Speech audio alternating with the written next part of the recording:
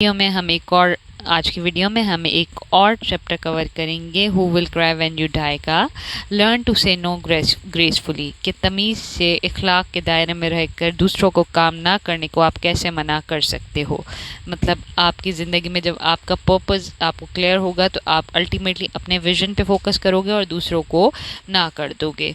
It is easy to say yes to every request on your time when the priorities of your life are unclear. कि दूसरों की बातों पे दूसरों को काम करने पे आप आसानी हामी भर लेते हो जब आपको अपनी ज़िंदगी के विजन वगैरह क्लियर नहीं होता तो। When your days are not guided by a rich and inspiring vision for your future, a clear image of an end result that will help you to act more intentionally, it is not hard for the agendas of those around you to dictate your action.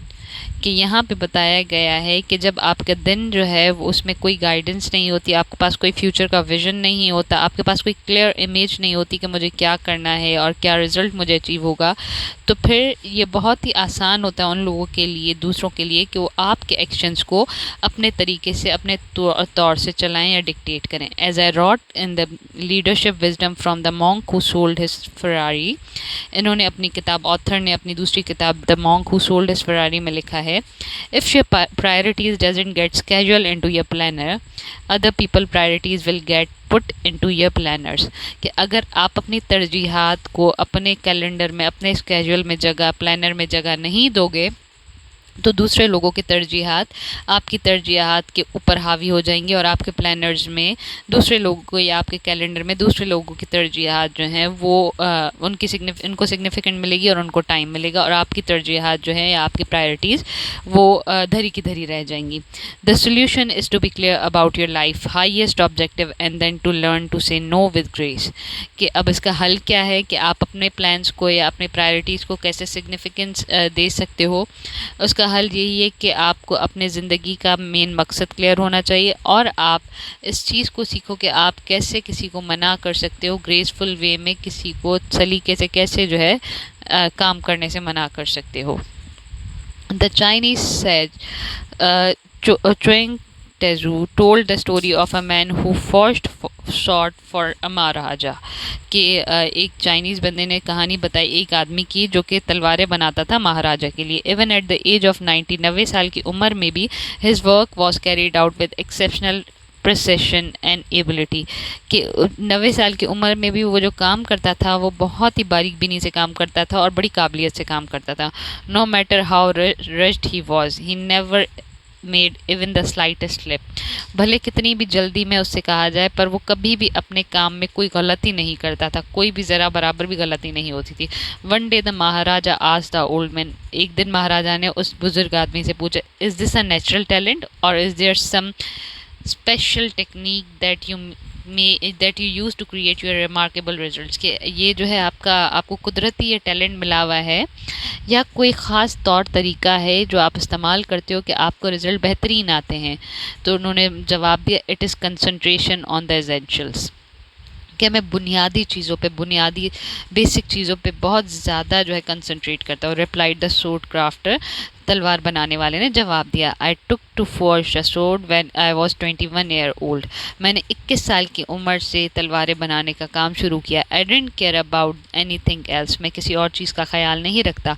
If it was not a sword I didn't look at it और पे any attention to it. अगर ये तलवार नहीं होती तो फिर मैं इसे कोई और ध्यान देता ही नहीं हूँ। मतलब मेरा काम सिर्फ तलवार बनाना है तो मैं तलवार बनाने पे ही ध्यान देता हूँ, दूसरी चीज़ों पे मैं अपनी अटेंशन डाइवर्ट नहीं करता। Forging short became my passion and my purpose। तलवार बनाना मेरा जो है ज़िंदगी का मकसद बन गया और मेरा ये मकसद है। I took all the energy that I didn't give in other direction and put it in the direction of my art। मैं सारी अपनी तवानाई, सारी अपनी एनर्जी जो है वो तलवार बनाने पे लगता हूँ, मैं अपने आर्ट पे लगाता हूँ, अपने हुनर पे लगाता हूँ, किसी और डायरेक्शन में उसे इनएवरेट नहीं होने देता, उसे ज़ाया होने नहीं देता। This is the secret of my mastery. यही मेरे जो है आला किस्म की आर्ट एंड क्राफ्ट बनाने का जो है वो सीक्रेट रेसिपी है। तो यहाँ पे बताया गया कि अपने काम पे इंडल्ज होना, उसी पे फोकस होना ही कामयाबी का उसूल है। The most effective people concentrate on their area of excellence. जो कामयाब लोग होते हैं वो सिर्फ उन चीज़ों पे, अपने एरिया ऑफ एक्सीलेंस पे सबसे ज़्यादा फोकस करते हैं, उन्हीं पे उनकी ज़्यादा कंसंट्रेशन होती है। This is one the thing they do best and on this is on the thing they do best on those high impact activities that will advance their life work. उन्हीं चीज़ों पे वो ज़्यादा फोकस करते हैं जो कि वो बेहतरीन तरीके से कर सकते हैं और जो आगे उनकी ज़िंदगी में उनको फ़ायदा पहुँचाएँ। In being so consumed by the important thing, they find it easy to say no to the less than worthy distraction that clamor for their attention। तो जब वो उन इम्पॉर्टेंट चीज़ों में इतने मुलविस हो जाते हैं तो उनके लिए बड़ा आसान होता है जो चीज़ें उनके लिए कम मायने रखती हैं, जो कि डिस्ट्रैक्शन करती हैं, कि वो अपनी अटेंशन सीख करने के लिए डिस्ट्रैक्शन फैलाती हैं, वो उनको बआसानी ना कह देते हैं। Michael Jordan, the best basketball player in the game history. Michael Jordan की यहाँ पे मिसाल दी गई है, जो कि एक बहुत अच्छे बास्केटबॉल प्लेयर हैं। Did negotiate his contracts. वो कभी भी अपने कॉन्ट्रैक्ट्स के बारे में डीलिंग्स खुद नहीं करते थे। Design his uniform and prepare his travel schedule. ना ही अपना जर्सी या डिज़ाइन खुद बनाते थे, ना ही अपने ट्रैवलिंग के स्केड्यूल खुद बनाते थे। He focus his time and energy on what he did the best. वो अपनी सारी एनर्जी एक ही जगह लगाते थे जिसमें वो ज़्यादा काबिलियत रखते थे या ज़्यादा उनमें गट्स थे उस चीज़ को करने के। प्लेइंग बास्केटबॉल, वो अपनी सारी एनर्जी बास्केटबॉल के खेलने में लगा देते थे। Delegated everything else to the handler. और दूसरे सारे काम जो हैं वो जो उनके लोग होते थे जो हैंडल करते थे, दूसरे बंदे उनको असिस्टेंस उनको दे देते थे। Jazz great Louis Armstrong did not spend his time selling his ticket to his show and setting up the chair for the audience।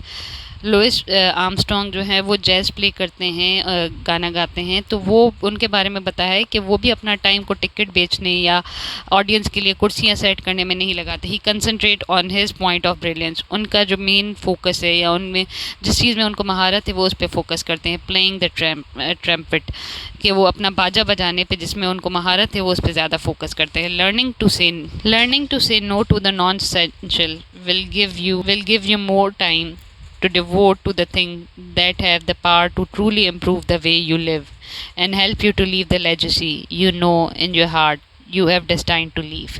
कि आप अगर किसी को नॉन एसेंशियल थिंग, गैर ज़रूरी काम के लिए आप मना कर दोगे तो इससे आपको क्या मिलेगा? ज़्यादा टाइम मिलेगा, आप उन चीज़ों पे फोकस कर सको जो कि आपको एक्चुअल में इम्प्रूवमेंट ला सकेंगी।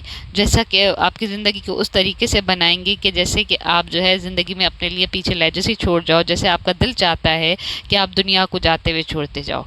तो इसका मतलब यहाँ पे इस चैप्टर में learn to say no gracefully जो है उसमें ऑथर आपको ये बताना चाहते हैं कि आप नॉन एसेंशियल चीज़ों पे फोकस ना करो, आप अपना कोर टारगेट एसेंशियल चीज़ों पे रखो। और ये तब भी पॉसिबल है जब आपके पास आपकी ज़िंदगी का पर्पस क्लियर हो। तो आप नॉन एसेंशियल चीज़ जो कि आपको डेविएट कर रही हैं, जो डिस्ट्रैक्ट कर रही है, आपकी कंसंट्रेशन को फोकस नहीं होने दे रही, आप उनको जो है वो अपनी ज़िंदगी में से निकाल लो। So if someone ask you to do something for them, तो आप उस चीज़ को प्रायोरिटाइज ना करो, because that will might be non essential for you. You should prioritize those things which are essential for you। तो अदरवाइज दूसरों के काम आपकी ज़िंदगी में, आपके प्लानर्स में जगह ले लेंगे और फिर आपका अपना काम धरा का धरा रह जाएगा। सो इस चैप्टर में जो हमें बात बताई गई है वो ये है कि आप अपने काम पे फोकस करो, कंसंट्रेट करो, तो ही आप वो लेजेसी छोड़ सकते हो जो आप चाहते हो कि मैं दुनिया छोड़ते हुए जाऊँ तो मैं पीछे एक लेजेसी छोड़ के जाऊँ। अदरवाइज आपकी ज़िंदगी का जो पर्पज़ है वो आप अटेन नहीं कर पाओगे। So for the sake of concentration you should focus, must have a clear vision, and once you're having clear vision you'll easily concentrate on things, and then if you will be indulge in it and indulge in some essential tasks, you'll easily find it easy to say no gracefully for non-essential things। Hope you like this video।